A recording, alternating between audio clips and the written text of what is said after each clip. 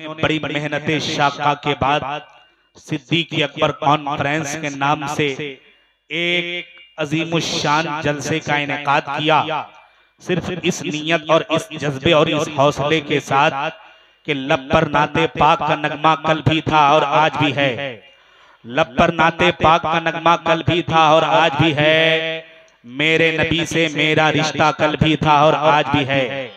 पस्त वो क्या हो सकेगा जिसको हक ने बुलंद किया, पस्त वो क्या हो सकेगा जिसको हक ने बुलंद किया।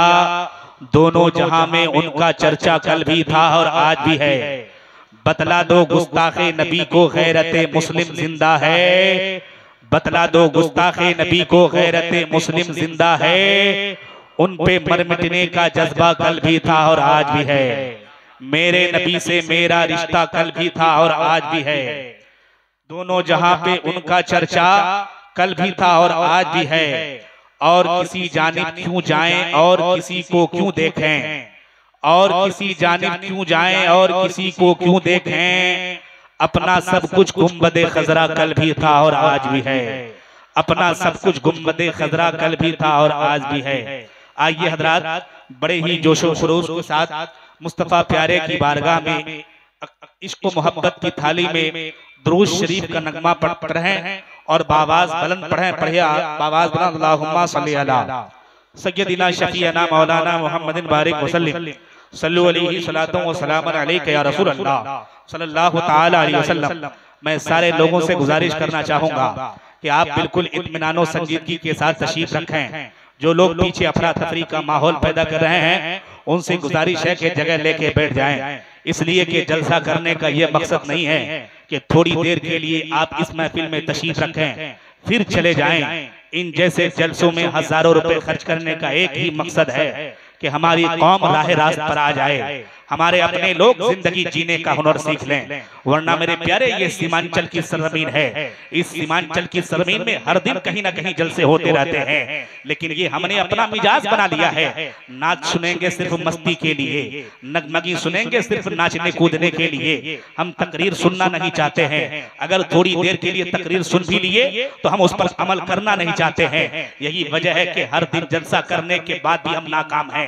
हज़रात, मैं कहना चाहूंगा आखिर जरा देखा जाए कि जलसा तो हम हर रोज करते हैं, लेकिन इन जलसों से बेनिफिट क्या है, इन जलसों से फायदा क्या है। मेरे प्यारे, आइए मैं आपको बताना चाहूंगा। हमने दुनिया में रह करके सिर्फ दुनिया ही सब कुछ समझ बैठा है। हमें ये ख्याल ही नहीं आता है कि ये दुनिया की कितनी जिंदगी 60 साल 70 साल के बाद सबको एक न एक दिन इस दुनिया को खैराबाद कहना है। लेकिन जिस दुनिया में 60-70 साल ही रहना है, उस दुनिया में रहने के लिए न जाने किन किन चीजों को हम मुहैया करके अपनी जिंदगी कामयाब बनाने के फिक्र में रहते हैं। लेकिन आखिरत की कामयाबी के बारे में कभी हम नहीं सोचते हैं कि आखिरत को किस तरीके से कामयाब की जाए। जिस दुनिया में रह करके आखिरत को कामयाब करने के लिए कहा गया, उन सहाबा की जिंदगी हम पढ़ते नहीं हैं, नबी की सीरत हम पढ़ते नहीं हैं, औलिया कामिलीन की जिंदगी हम पढ़ते नहीं हैं और पढ़ करके उस पर अमल नहीं करते हैं। आज यही वजह है कि जलसा करने का मिजाज सीमांचल वालों का यह है कि जलसा होगा वही जलसा कामयाब होगा। जिस जलसे में 60,000 वाले खतीब आएंगे, जिस जलसे में 70,000 वाले खतीब आएंगे, ये तहजीब लखनवी कटिहार के रहने वाले हैं। इनको क्या नात पढ़ने का सलीका आता है। ये जो है अख्तर परवाज नईमी, सुबह शाम हम इनको 22 मार्केट में देखते हैं। नहीं साहब, हम तो ये चाहते हैं कि घर घर चंदा करके सिर्फ 60,000 वाले मुकर्रिर को बुलाया जाए। मेरे प्यारे, 60,000 वाले मुकर्रिर आकर के आपको जन्नत की टिकट आकर के नहीं दे देंगे, बल्कि सुनिए, जलसा वही कामयाब है जिस जलसे में आप पैगाम मुस्तफा सुन करके उस पर अमल कर लें और अमल करके जो है अपना ईमान और अपना जज्बा बेदार करें। मैं कहना चाहता हूं, आज के लोग जो है जलसों में आना नहीं चाहते हैं। अब जो है इस बेहयाई के जमाने में, इस पुरफितन दौर में दीन पे चलना बड़ा मुश्किल हो गया है। आज लोग कहते हैं मौलाना साहब हालात बड़े बुरे आ गए हैं, अब क्या होगा। मैं कहना चाहता हूं हालात उतने बुरे नहीं आए हैं जितने बुरे के आने के थे। बस हालात इस इसलिए बुरे आए हैं कि तरीके मुस्तफा को छोड़ना है वजह बर्बादी।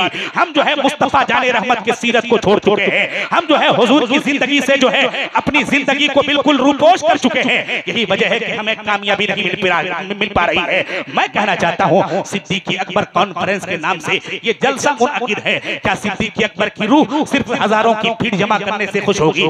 नहीं नहीं मेरे प्यारे, सिद्दीक़ अकबर की रूह उस वक्त खुश होगी जब आप उनकी सीरत पे अमल करना शुरू कर दें, जब आप उनकी जिंदगी के मुताबिक अपनी जिंदगी चलाना शुरू कर दें। ये सिद्दीक़ अकबर हैं जिनके बारे में मुस्तफा ने ये कहा कि तमाम नबीयीन के बाद, तमाम नबियों के बाद अल्लाह और उसके रसूल के नजदीक अगर किसी का अगर सबसे अव्वल मकाम अल्लाह और उसके रसूल के नजदीक है तो वो किसी और का नहीं है, वो हजरत अबू बकर सिद्दीक का है, जो मेरे मुस्तफा के साथ सोते हैं, जो मुस्तफा के साथ खाते हैं, मुस्तफा के साथ चलते हैं, जो मुस्तफा के सबसे अच्छे दोस्त हैं। इतने अच्छे दोस्त हैं जो पूरी जिंदगी हुजूर के साथ रहे, जमाने में भी हुजूर के साथ रहे, मजार में भी हुजूर के साथ आराम कर रहे हैं। वो सिद्दीक़ अकबर के अंदर जो है खौफ खुदा का आलम क्या है। हम अल्लाह के खौफ में रोते नहीं हैं, अल्लाह का खौफ हमारे दिलों में नहीं है, अल्लाह का डर हमारे दिलों में नहीं है। यही वजह है कि आज एक पड़ोस हमसे महफूज नहीं है, एक भाई से दुखी है, एक माँ एक बेटे से खफा है, एक बेटा एक बाप से खफा है, बेटा बाप से खफा है।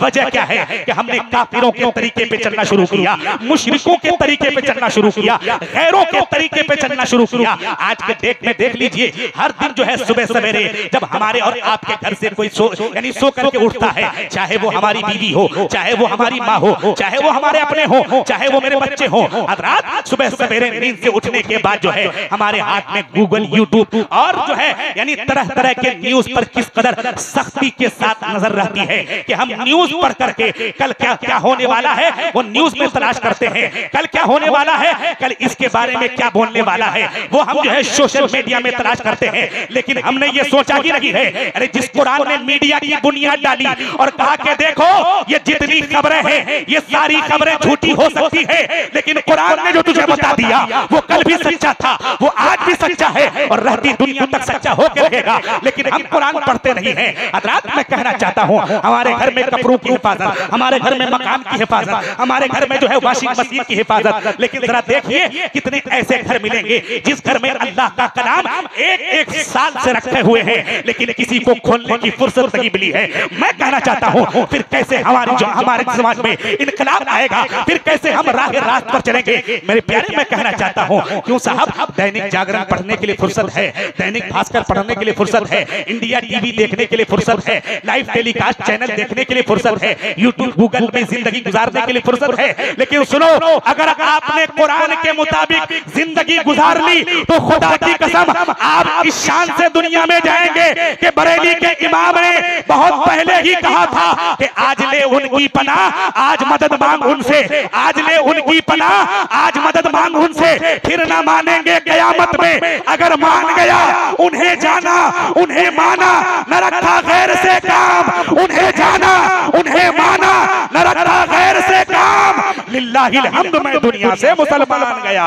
नारे तकबीर, सारे लोग जवाब दें। नारे तकबीर, नारे रिसालत, मसलके आला हजरत सिद्दीक़ अकबर कॉन्फ्रेंस, नारे तकबीर। उन्हें जाना, उन्हें माना, न रखा गैर से काम, लिल्लाहिल हम्द, मैं दुनिया से मुसलमान गया। हज़रात हमारे अंदर अल्लाह का खौफ नहीं है, अल्लाह का डर हमारे दिलों में नहीं है। यही वजह है कि हम कामयाब जिंदगी नहीं गुजार पाते हैं। ये देखिए सिद्दीक़ अकबर रज़ी अल्लाह तआला अन्हु, जिनके नाम से आज की ये कॉन्फ्रेंस, आज का ये जलसा मुनअक़िद है। मैं कहना चाहता हूँ वो सिद्दीक़ अकबर जिनको मुस्तफा जाने रहमत ने ज़ाहिरी दुनिया में जो है यानी जन्नती कह दिया है। ये बताएं कि जिसको हुजूर जन्नती कह दें उसको दुनिया की कोई जहन्नम की तरफ ले जा सकती है? नहीं ले जा सकती है। लेकिन वो सिद्दीक़ अकबर के अंदर अल्लाह का खौफ इतना है, अल्लाह का डर इतना है कि एक मर्तबा हजरत सिद्दीक़ अकबर जमीन से एक तिनका उठाते हैं और जमीन से वो तिनका उठाने के बाद कहते हैं, ऐ तिनका तू मुझसे बेहतर है।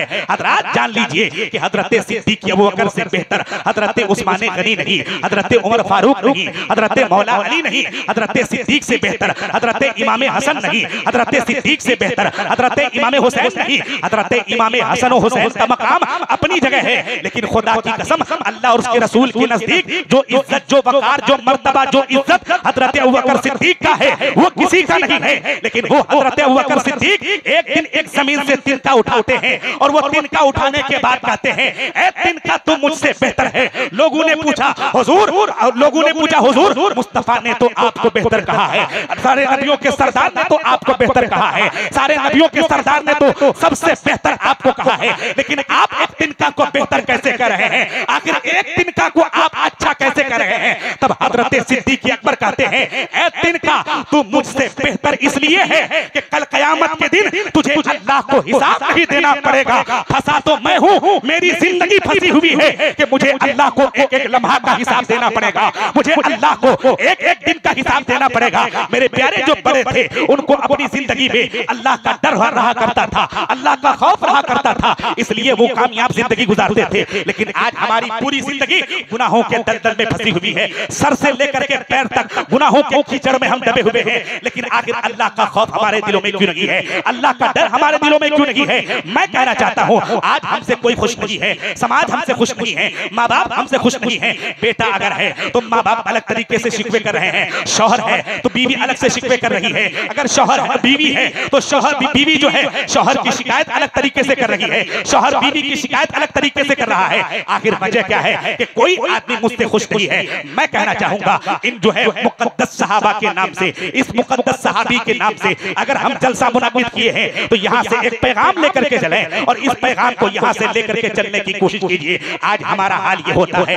कि हम हलाल और हराम की तमीज नहीं करते हैं, हराम खा खा करके पूरी जिंदगी जो है गुनाहों के कीचड़ में ढकेल हुए हैं। मैं कहना चाहता हूं, अगर आप अपने जो है मुंह के अंदर, अपने हलक के नीचे हराम का एक लुकमा भी दाखिल कर लेते हैं, फिर अगर आप ये कहेंगे कि जलसों में आकर, मस्जिदों में आकर के आपकी दुआएं कबूल हो जाए, कभी वो आपकी दुआ कबूल नहीं हो सकती है। ये जरा देखिए हजरत उमर फारूक रज़ियल्लाहु तआला अन्हु हैं, जिनके बारे में मुस्तफा ने कहा कि उमर की शान ये है कि अगर फरिश्ते 950 साल तक उमर की शान बयान करता रहे फिर भी हजरत उमर की शान खत्म न हुए। वो हजरत उमर के अंदर जो है यानी अल्लाह का खौफ देखिए, आखिरत की फिक्र देखिए, अल्लाह का डर देखिए। हजरत उमर फारूक रज़ियल्लाहु तआला अन्हु हैं, एक मर्तबा अपने पोते के हाथ में एक दिरहम का सिक्का देखते हैं।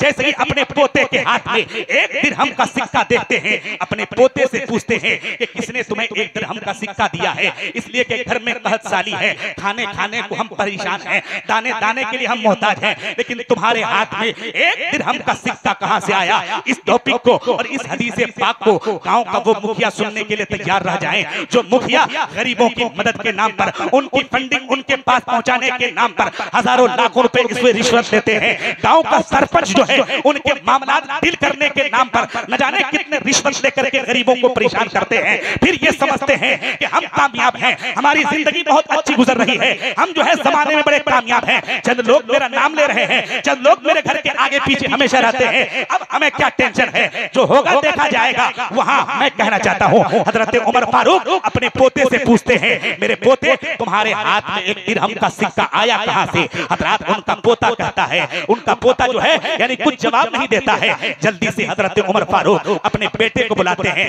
कहते हैं मेरे बेटे घर में पैसे कुछ नहीं है, लेकिन तुम्हारे बेटे के हाथ में एक दिरहम का सिक्का आया कहां से?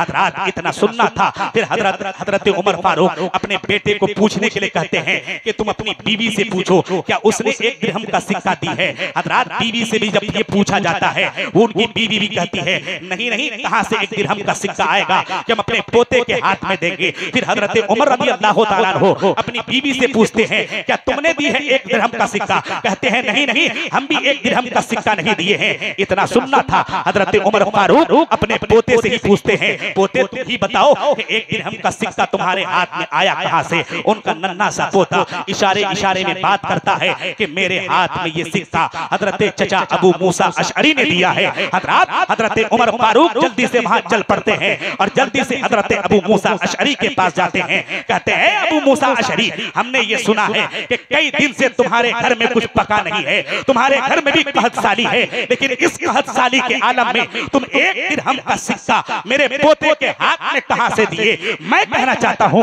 आज के दुनिया के हिसाब से एक सगा भाई एक सगे भाई के जमीन की हड़प लेता है, एक सगा भाई भाई एक सगे भाई के जायदाद पे कब्जा कर लेता है, कहता है जाओ जो बिगाड़ना है बिगाड़ लो, थाने से मेरा रिश्ता मजबूत है, पुलिस से मेरा रिश्ता मजबूत है, दारोगा से मेरा रिश्ता मजबूत है। मैं कहना चाहता हूँ कमबख्त तुमने दुनिया के दारोगा से अपना रिश्ता मजबूत कर लिया है, क्या जहन्नम के भी दारोगा से अपना रिश्ता मजबूत कर लिया है? दुनिया के दारोगा के सामने तुम झूठ बोल करके बड़े कामयाब हो जाओगे, लेकिन जहन्नम के दारोगा के सामने कौन सा बहाना चलाओगे, कौन सी बोली बोलोगे? तुम तो झूठ बोल करके एक भाई की जमीन हड़प करके 2-4 पैसे के लिए अपना ईमान बर्बाद कर देते हो, लेकिन अल्लाह का खौफ तेरे दिल में आता नहीं है, अल्लाह का डर तुम्हारे दिलों में आता नहीं है। फिर तुम ये चाहते हो और लोगों से जो है दुआएं मांगते फिरते हो। मौलवी साहब मेरे लिए दुआ कर दीजिए, आखिरत अच्छी हो जाए। हम जो है दीन के मामले में खर्च किया करते हैं, मस्जिद में चंदा दिया करते हैं, मदरसे में ज़कात दिया करते हैं, गरीबों का ख्याल रखा करते हैं। अरे मेरे प्यारे, अगर किसी की एक बालिश जमीन भी हड़प करके आप चाहे करोड़ों रुपए के बराबर सोना खैरात कर देते हैं, अल्लाह उन तमाम खैरात को आपके मुंह पर मार देगा। एक भी खैरात आपके काम नहीं आने वाले हैं। हजरत ये देखिए, हजरत उमर फारूक रज़ी अल्लाह तआला अन्हु हजरत अबू मूसा अशअरी से पूछते हैं कि कैसे आपके हाथ में एक दिरहम का सिक्का आया? हजरत अबू मूसा अशअरी कहते हैं, ए अमीरुल मोमिनीन, हम सुबह सवेरे जैसे ही बैतुल माल के अंदर आए और बैतुल माल के अंदर आकर के हम झाड़ू लगा रहे थे, तो उस झाड़ू को लगाते लगाते बैतुल माल के अंदर जितना कूड़ा करकट था, जितने कबाड़ थे, सारे कबाड़ को मैं निकाल करके फेंक रहा था कि उसी कबाड़ और कचड़े के बीच में मुझे एक दिरहम का सिक्का मिला। मैं उठा करके आपके पोते के हाथ में दे दिया। हजरत उमर जब इतना सुनते हैं, धारे मार मार करके बैतुल माल के दरवाजे में रोने लगते हैं, कहते हैं, ए अबू मूसा अशअरी, तुम्हें पता नहीं है कि बैतुल माल के अंदर गरीबों का माल आता है, उसे गरीबों के बीच में तकसीम करने के लिए आता है, लेकिन तुम्हें किसने ये कह दिया कि तुम वो दिरहम जो है मेरे पोते के हाथ में दे दो? ए अबू मूसा अशअरी, क्या तुम ये चाहते हो कि उमर मरने के बाद अपने नबी को अपना चेहरा नहीं दिखा पाए? क्या तुम ये चाहते हो कि उमर मरने के बाद अपने हुजूर के सामने शर्मिंदा हो जाए? ए अबू मूसा अशअरी, अगर तुम ये चाहते हो कि उमर तुमसे खुश हो जाए, तो ये एक दिरहम का सिक्का मेरे पोते के हाथ में देने से उमर खुश नहीं होगा, बल्कि जल्दी से इस एक दिरहम सिक्का को ले लो और मदीने शरीफ के किसी गरीब को देकर के आओ, किसी यतीम को देकर के आओ, ताकि उमर की जिंदगी भी अच्छी हो जाए और उमर की आखिरत। जिंदाबाद। नारे तकबीर, नारे रिसालत, मसलके आला हजरत, पैगामे इस्लाम, सिद्दीक़े अकबर कॉन्फ्रेंस, हजरत अल्लामा मुनाजिर हुसैन चपड़वी। नारे तकबीर। मेरे प्यारे, अपने दिलों में अल्लाह का डर पैदा किया करे, अल्लाह का खौफ पैदा किया करे। मेरे प्यारे, एक भाई की जमीन हड़प के सोचता है कि अब उससे बदला क्या लेने वाला है, तो उस इंसान से चैलेंज क्या करता है? वो इंसान तो पानी का बुलबुला, वो तेरा क्या बिगाड़ सकता है? अल्लाह कहता है तुम मेरे साथ चैलेंज कर, अगर मरने से पहले तड़पा करके वसूल लूं तो कह लेना। तू किसे चैलेंज करता है? उसे चैलेंज करता है जिसे अपनी जिंदगी के बारे में खबर नहीं है। मुझसे चैलेंज कर, इसलिए कि मेरे सामने जब फिरऔन का गुरूर नहीं चल पाया, कारून का गुरूर नहीं चल पाया, कारून का गुरूर नहीं चल पाया, शद्दाद का गुरूर नहीं चल पाया, तो तुम कौन होते हो गुरूर करने वाले? तुम कौन होते हो घमंड करने वाले? मेरे प्यारे, जलसा हम सजाते हैं, जरूरत इस बात की है मेरे प्यारे, हम अपने मदरसों को आबाद करें, हम अपने मस्जिदों को आबाद करें। लेकिन आज मुसलमान इस कदर बेहिस हो चुके हैं कि भाई की तो भाई, बल्कि आज जो है लोग मस्जिदों की भी जमीन पे नाहक कब्जा किए हुए हैं, आज मदरसों की भी जमीन पे नाहक कब्जा किए हुए हैं। ऐसा लगता है कि ये दुनिया ही सब कुछ है, इस दुनिया में कामयाब हो गए तो हर जगह कामयाब हो गए। नहीं मेरे प्यारे, ये दुनिया क्या है? ये दुनिया तो ऐसी है जैसे जिसके बारे में मेरे हुजूर ने कहा, दुनिया में ऐसे रहो जैसे एक मुसाफिर रहता है, कि मुसाफिर जो है जहाँ पे सफर करता है, जिस रास्ते से सफर करता है, वो रास्ता उसके लिए थोड़ी लम्हा के लिए होता है। वैसे ही आप दुनिया में रह करके फिक्र किया करें। हजरत अबू बकर सिद्दीक रज़ी अल्लाह तआला अन्हु हैं, उनके अंदर खौफे खुदा देखिए, अल्लाह का खौफ देखिए, अल्लाह का डर देखिए कि आखिरत की फिक्र में किस कदर रोया करते थे। हजरत उमर, हजरत सिद्दीक अकबर रज़ी अल्लाह तआला अन्हु जब जो है आखिरी अय्याम में होते हैं, नज़ा के आलम में होते हैं, बिस्तरे मर्ज पर लेटे हुए हैं, अब ऐसा लगता है कि हजरत अबू बकर सिद्दीक इस दुनिया को खैराबाद कहने वाले हैं। हजरत अबू बकर सिद्दीक के पास उनकी बेटी हजरत अम्मी आयशा रज़ी अल्लाह तआला अन्हा आती है। जैसे ही हजरत अम्मी आयशा आती है, अपने बाप के चेहरे पर जब नजर डालती है, हजरात आंसू बहा के रोने लगती है।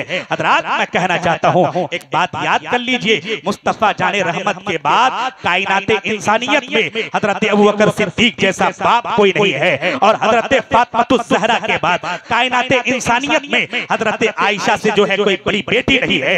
हजरत हजरत आयशा जब अपने बाप के चेहरे पर नजर डालती है, आंसू बहा के रोने लगती है।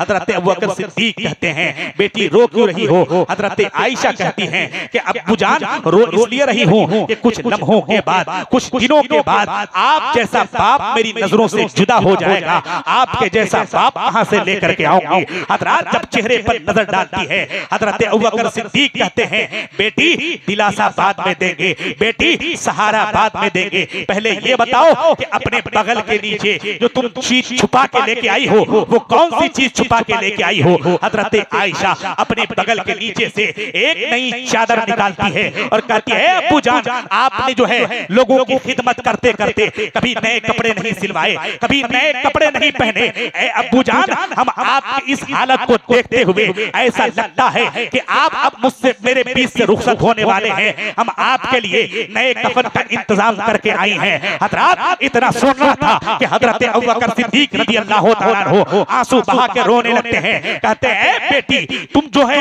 ये नए चादर और नए कफन का एहतमाम करके लेके आई हो, ये बताओ कि तुम अगर चाहती हो कि अपने बाप को नए कफन के मलबूस नए कफन को पहनाने के बाद इस दुनिया से रुखसत किया जाए, तो ऐ मेरी बेटी ये बताओ कि तुम्हारे साथ जिनकी शादी हुई वो तमाम नबियों के सरदार मुस्तफा जाने रहमत सल्लल्लाहु तआला अलैहि वसल्लम है।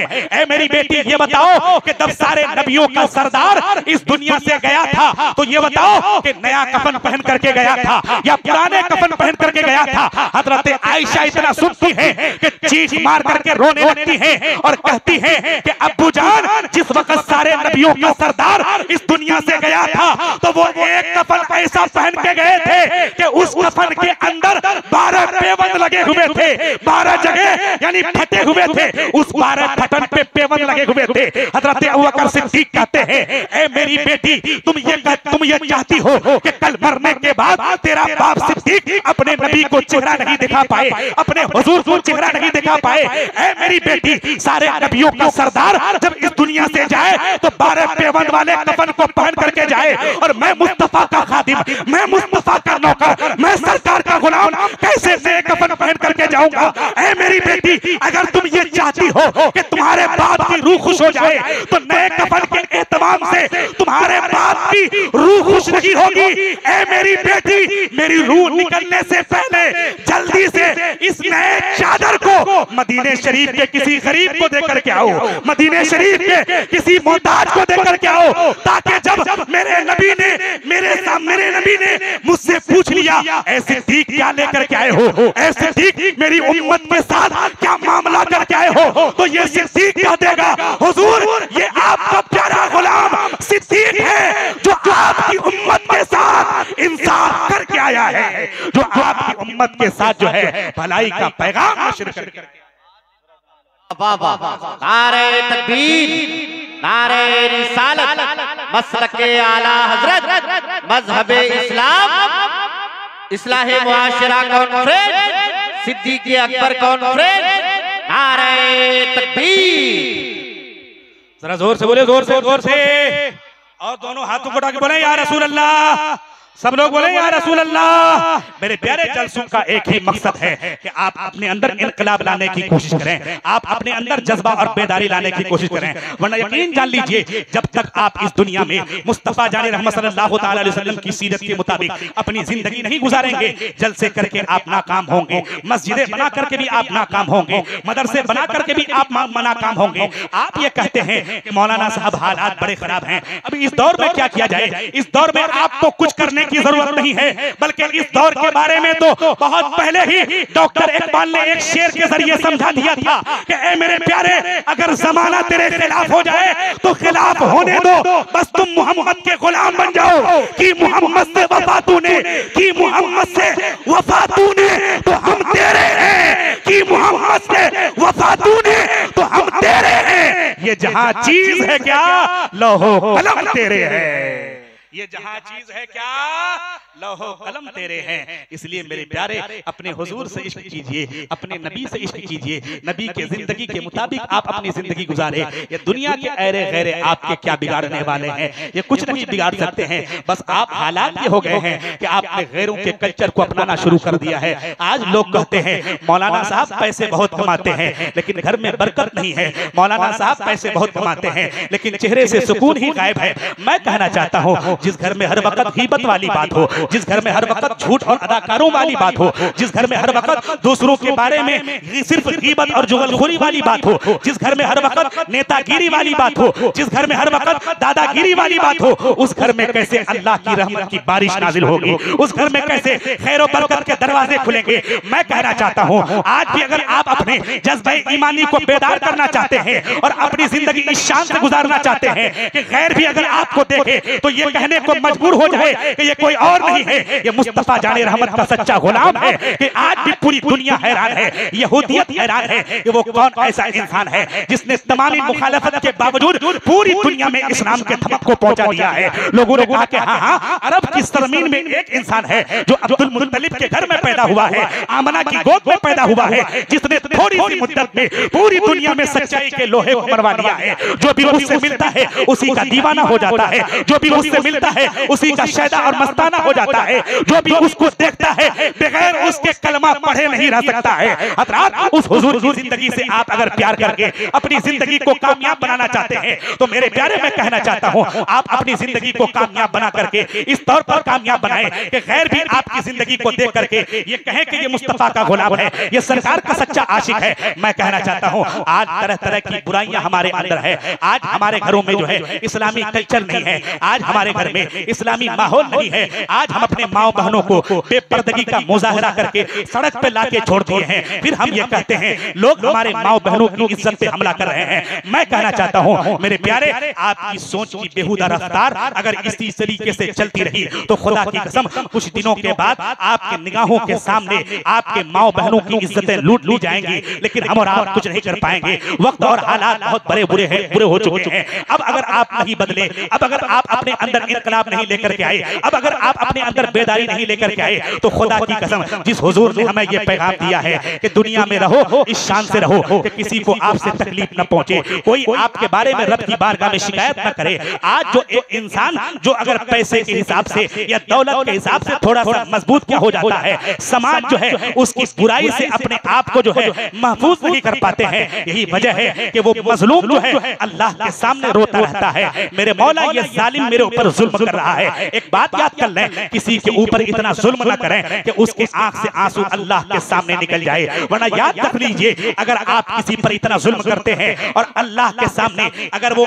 एक बूंद भी आंसू का कतरा गिरा दिया तो आपकी दुनिया भी उजड़ जाएगी, आपकी आखिरत भी उजड़ जाएगी। ये देखिए हजरत उमर फारूक रज़ी अल्लाह तआला अन्हु है। मैं सहाबाए किराम की जिंदगी से आपके जिंदगी में जज्बे ईमानी को बेदार करना चाहूंगा। हजरत उमर फारूक रज़ी अल्लाह तआला अन्हु है। हजरत रात के वक्त क्या करते थे, अपने लिबास को चेंज करके, अपने भेष को चेंज करके मदीने की गलियों की गश्त लगाया करते थे कि मेरी हुकूमत में कहीं मुझसे कोई भूखा तो नहीं सो गया है, मेरी हुकूमत में कोई परेशान हाल तो नहीं है। और आज के हुक्मरान जो मुसलमानों के नाम पर धब्बा हैं, जो मुसलमानों के नाम पर न जाने कैसे कैसे बदतमीज और बेहया पैदा हो रहे हैं और जो है मुसलमानों की इज्जत के साथ भी चौक खिलवाड़ किया करते हैं। मैं कहना चाहता हूं, अभी आपने देखा, अभी आपने सुना कि हजरत उमर के यानी घर में एक दिरहम का सिक्का आता है, वो पैसे यानी वो जो है इसके बारे में पता करते हैं कहां से एक दिरहम का सिक्का आया। और आज के जो हमारे लोग यानी एक मुसलमान भाई के फैसला करने के लिए गांव का सरपंच हो या मुखिया हो या समिति हो, अगर हजारों रुपए का रिश्वत लेता है, क्या उसे ये याद नहीं है कि मरने के बाद अल्लाह के सामने एक एक लम्हा का हिसाब देना होगा। आपने अपने मुस्तफा जाने रहमत की उम्मत के साथ कैसा सलूक किया है वो रब को जाकर के जवाब देना होगा। हजरत उमर फारूक ने रात के वक्त दो चार मदीने की गलियां रह गई हैं। फजर की नमाज के बाद जो है हजरत उमर मदीने शरीफ में एक बूढ़ी खातून औरत के बारगाह में पहुंचते हैं, दरवाजे में पहुंचते हैं, रोने की आवाज आती है। हजरत उमर फारूक रज़ी अल्लाह तआला अन्हु उस बूढ़ी औरत के घर के दरवाजे में जाके दस्तक देते हैं, कहते हैं अम्मी जान अगर इजाजत हो तो अंदर आ जाऊं। बूढ़ी औरत कहती है नहीं, क्या जरूरत है तुम्हें आने की, खबर पूछने वाले आते हैं लेकिन हमारी परेशानी को दूर नहीं करते हैं। हजरत उमर कहते हैं अम्मी जान आप मुझे माफ कीजिए, एक बार आने का मौका दीजिए। हजरत उमर रज़ी अल्लाह तआला अन्हु के उसरार पर जब बूढ़ी औरत इजाजत देती है, हजरत उमर रज़ी अल्लाह तआला अन्हु जब घर के अंदर एंट्री करते हैं तो घर के अंदर एंट्री करने के बाद कहते हैं अम्मी जान क्या हाल है, किसी चीज की कमी तो नहीं है। हजरात वो बूढ़ी औरत कहती है कि कल कयामत के दिन मैं होऊंगा और मैं उमर का गिरबान अल्लाह के सामने पकड़ूंगी कि उमर वो है जो मेरी हालात मालूम करने के लिए नहीं आया। इतना सुनना था कि हजरत उमर रोते रहते हैं और बेतहाशा रोने लगते हैं।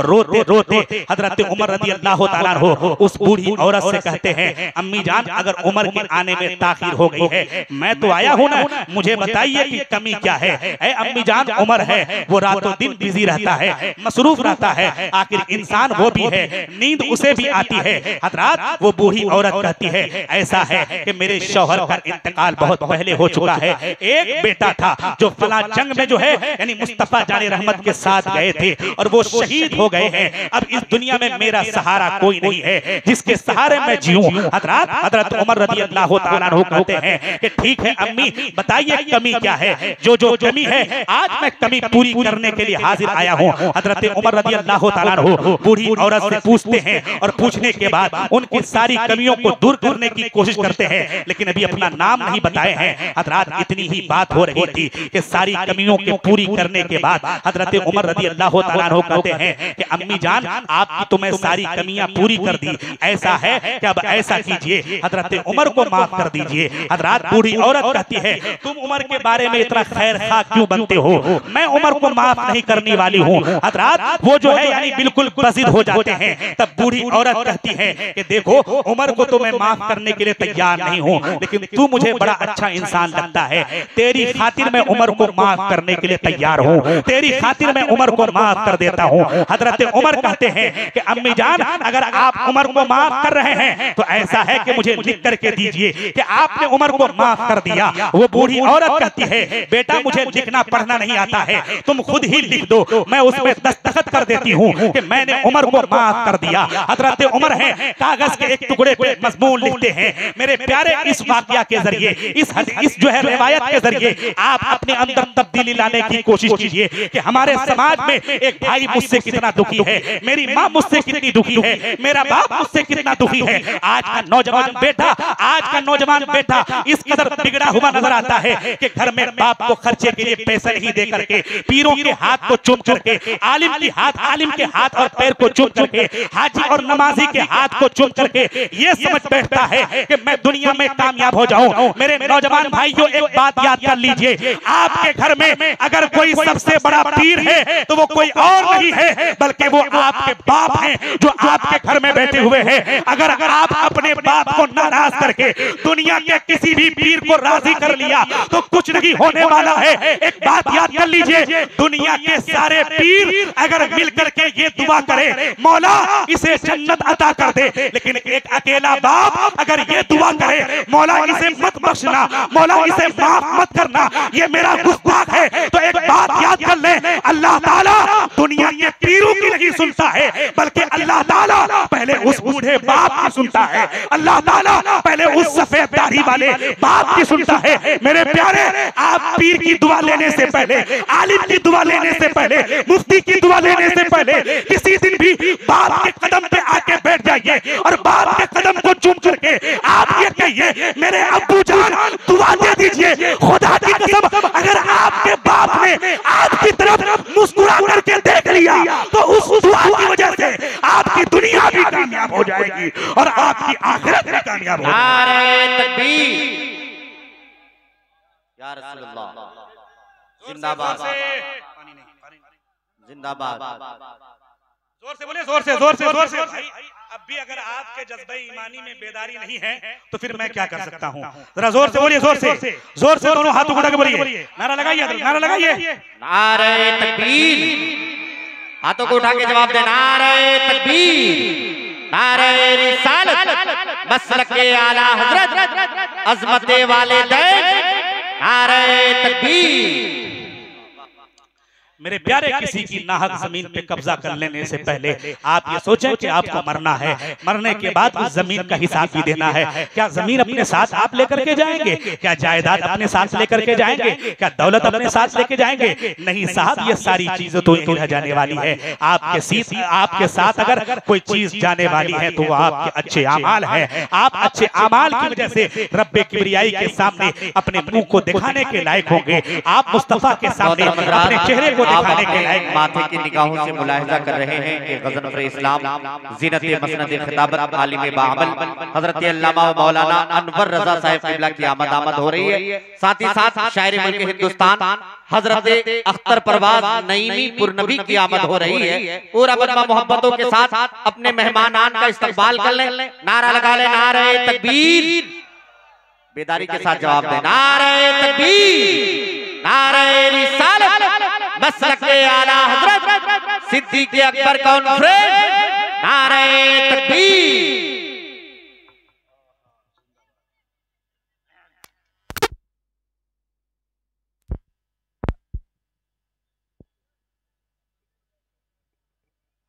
तकरीर हो तो ऐसी हो, अमल। जी जी जी, जरा जोर से बोले या रसूल अल्लाह। हजरात देख रहे हैं आप, जाने नगमगी शाने नगमगी शायर इंटरनेशनल जो हमारे सीमांचल के लिए एक शान है, एक जान है, एक पहचान है। आज जो हम लोगों ने सिर्फ अपने दिमाग में ये भूत सवार करके रखा है कि भाई बाहर से 40,000 वाले लोग आएंगे तभी हमारा जलसा कामयाब होगा। आज के डेट में अगर इलाकाई उलमा का नाम पोस्टर में आ जाए तो लोग कहते हैं क्या जाइएगा जलसा सुनने के लिए, सब लोग तो यहीं से आ रहे हैं। उनके लिए चाहिए कलकत्ता का मौलाना, उनके लिए चाहिए मुरादाबाद का मौलाना, उनके लिए चाहिए यानी न जाने भूटान और अफगानिस्तान कहाँ कहाँ से बुला करके वो सुनना चाहते हैं। ये हमारे अख्तर परवाज़ नईमी जो अपने आवाज की कशिश से और नाते नबी की बरकत से अल्हम्दुलिल्लाह इसी पूर्णिया से ताल्लुक रखकर पूरे हिंदुस्तान में नबी की नात सुनाते हुए नजर आते हैं। आप अगर अपने समाज के बच्चे की कदर नहीं कीजिएगा, आप अगर अपने यहाँ से निकलने वाले हीरे की कदर नहीं करेंगे तो कौन कदर करेंगे? गैर करेंगे। आज जमाना इन लोगों को सलाम किया करता है, लेकिन हमारे प्यारे, हमारे सीमांचल में उलमा की कमी नहीं है,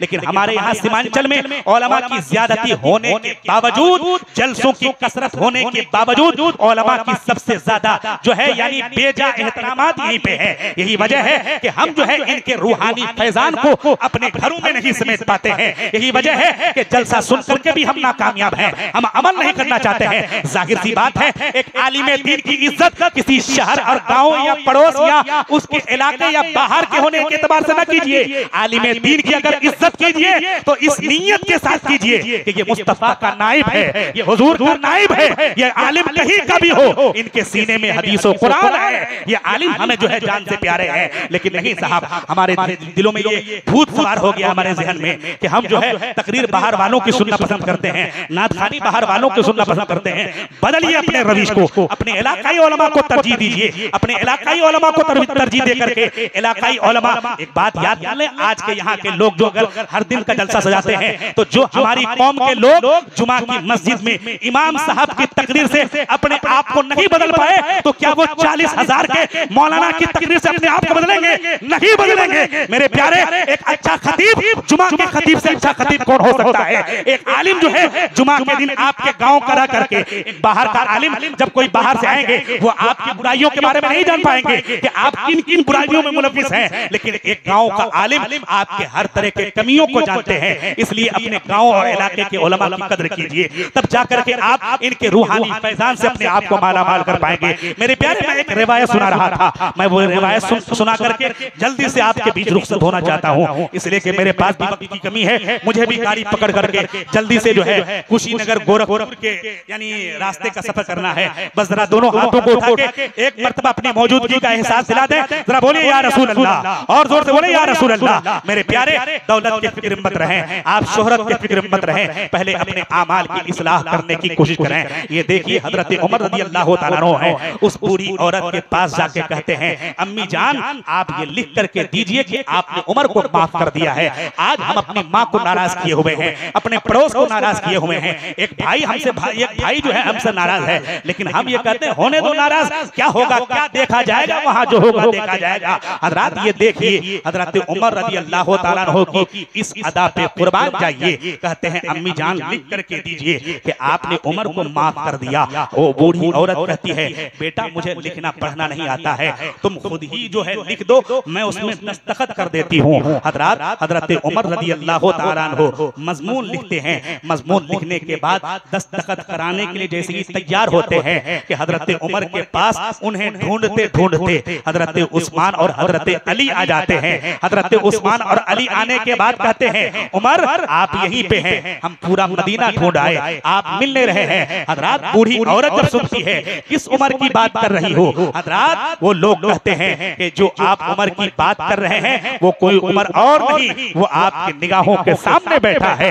हजरत बूढ़ी औरत जब ये सुनती है कि हजरत उमर ही हैं जो उस वक्त से मेरी खैरियत मालूम कर रहे थे, हजरत उमर ही हैं जो मुझसे पूछ रहे थे कि कमी क्या है, हजरत उमर ही हैं जो मेरे कमियों के बारे में जान रहे थे, वो बूढ़ी औरत भी रोने लगती है। हजरत उमर कहते हैं ए बूढ़ी अम्मी जान, आपने माफ करने का वादा किया था, आप जो है वादे से मुकरिए मत, बल्कि आप जल्दी से दस्तखत कर दीजिए। एक कागज के टुकड़े पे हजरत उमर रज़ी अल्लाह तआला अन्हु दस्तखत कराते हैं कि एक बूढ़ी औरत मदीने के अंदर थी, उमर उसे भी राजी करके आया है। जब कागज के टुकड़े पे हजरत उमर दस्तखत कर लेते हैं, दस्तखत कराने के बाद जो है उस कागज के टुकड़े को हजरत अली के हवाले कर देते हैं। कहते हैं अली, हालात के हिसाब से, उम्र के तकाजे के हिसाब से ऐसा लगता है कि हम तुझसे पहले इस दुनिया से जाने वाले हैं, तुम मेरे बाद इस दुनिया से जाओगे। ए अली, जब इस दुनिया से मैं चला जाऊं तो इस कागज के टुकड़े को मेरे कफन के अंदर रख देना।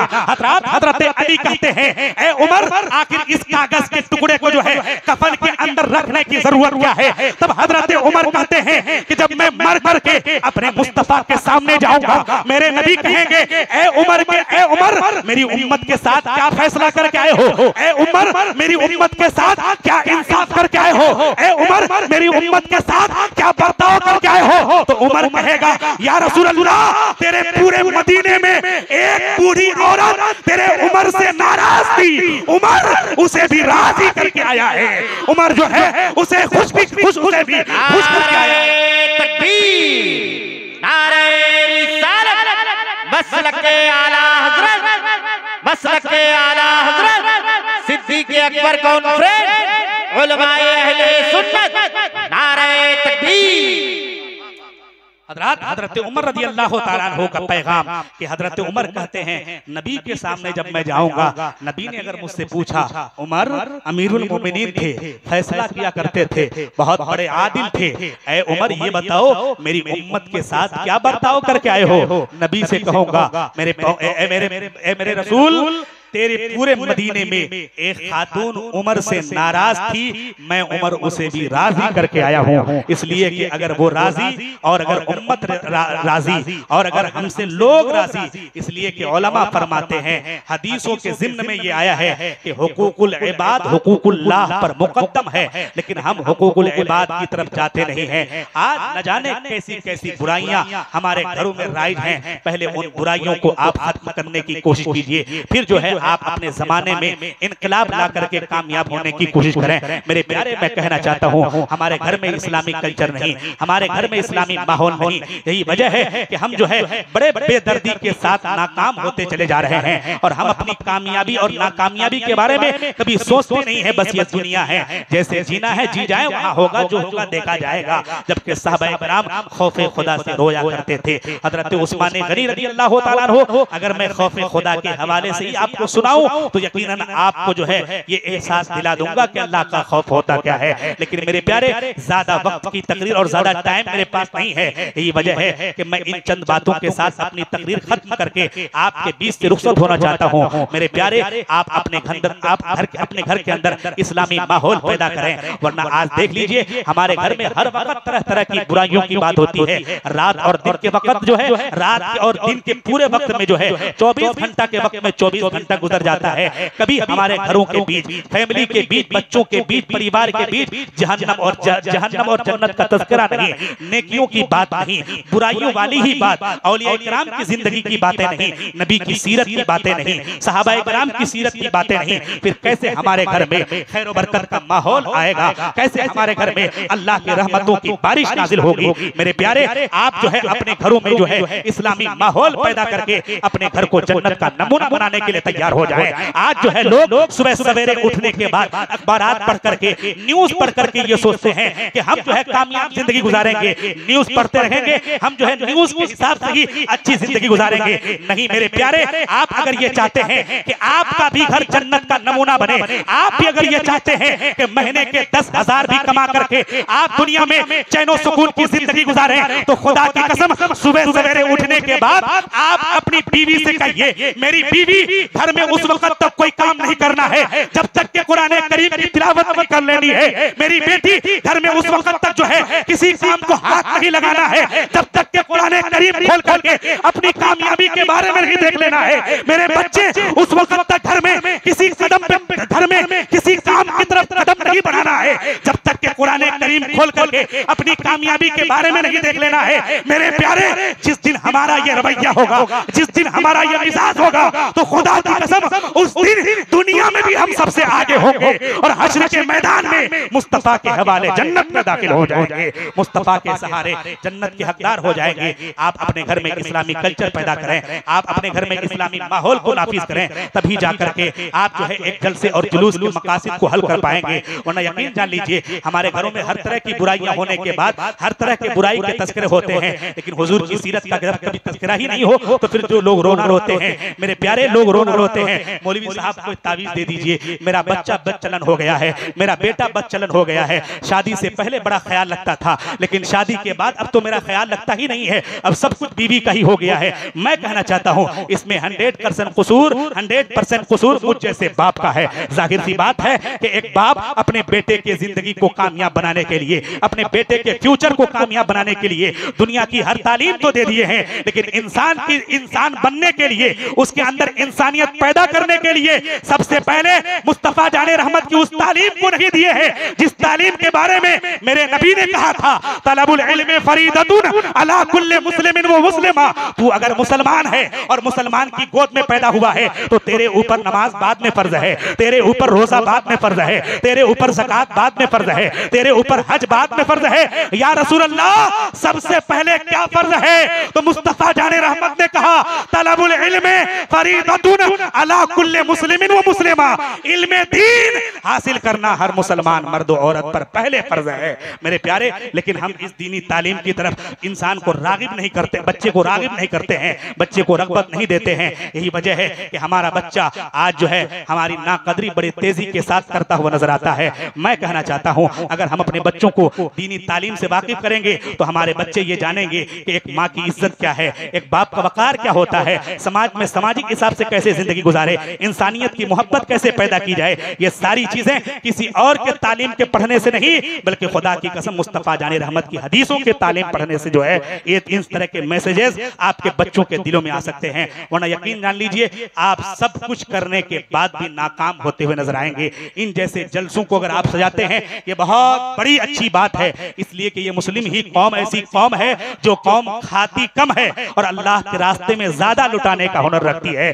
तो अगर आप अल्लाह और उसके रसूल के रास्ते में ज्यादा देने का हुनर रखते हैं तो आप जो है हुजूर की सीरत को भी अपनाने का हुनर रखिए। आप अगर हुजूर की सीरत के मुताबिक दुनिया में जिंदगी गुजार लिए तो खुदा की कसम आप यहाँ भी कामयाब और वहां भी कामयाब। इसलिए कि अल्लाह खुद कहता है, इन्नल्लाह ला युगय्यिरु मा बिकौमिन हत्ता युगय्यिरु मा बिअनफुसिहिम। बेशक बेशक अल्लाह ताला किसी भी कौम की हालत को उस वक्त तक नहीं बदलता है जब तक कि कौम अपनी हालत को खुद बदलने के लिए तैयार ना हो जाए। मैं बातें बहुत ज्यादा और भी कर सकता हूं, लेकिन चूंकि खुतबा और शोरा की फहरिस्त भी लंबी है, 1 घंटा के करीब हमारी तकरीर हो चुकी है।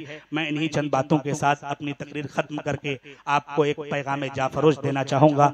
मेरे प्यारे, आप अपने घरों में इस्लामी कल्चर और इस्लामी माहौल यानी इस्लामी माहौल पैदा करके आप जो है अपने दिल में अल्लाह का खौफ, अल्लाह का डर, आखिरत की फिक्र पैदा करके दुनिया में आप जब इस दुनिया से जाएंगे तो खुदा की कसम, बरेली के इमाम ने बहुत पहले ही कहा कि उन्हें जाना, उन्हें माना, न रखा गैर से काम, लिल्लाहिल हम्द, मैं दुनिया से मुसलमान गया। हुजूर को जानिए, हुजूर को मानिए, हुजूर की मानिए, फिर आप इस दुनिया में कामयाब वाली जिंदगी गुजार के जाएंगे। उमा तौफीकी इल्ला बिल्लाह, अस्तगफिरुल्लाह रब्बी मिन कुल्लि ज़ंबि व अतूबु इलैहि व आखिरु दावाना अनिल हम्दुलिल्लाहि रब्बिल आलमीन। अस्सलामु अलैकुम व रहमतुल्लाहि व बरकातुहू।